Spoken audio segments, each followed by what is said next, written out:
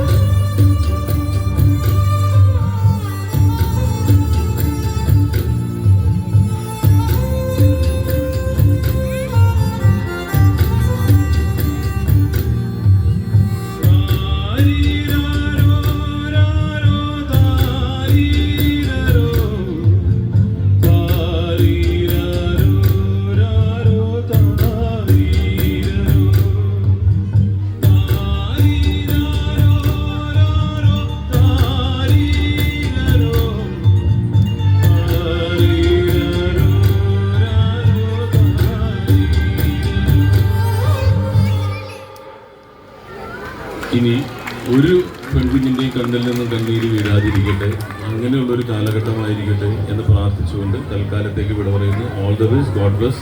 100 വർഷം കഴിയുമ്പോൾ നമ്മൾ ആരും ഇവിടെ ഉണ്ടാവില്ല. ഈ 100 വർഷം മുമ്പ് വേറെ ആൾക്കാരായിരുന്നു ഇവിടെ. പക്ഷേ നമ്മുടെ ഇന്നത്തെ പ്രവർത്തനമാണ് ഇനി വരുന്ന 100 വർഷത്തേക്കുള്ളവർക്കുള്ള സ്നേഹം എന്ന് പറയുന്നത്. ആ സ്നേഹത്തിന് ഒരു കുറവും വരുത്താതെ പുതിയ തലമുറയ്ക്ക് വേണ്ടിയിട്ട് നമ്മൾ നിലനിൽക്കൊള്ളുക എന്ന് പറഞ്ഞുകൊണ്ട് തൽക്കാലത്തേക്ക് ഇവിടെ പറയുന്നു. Thank you very much.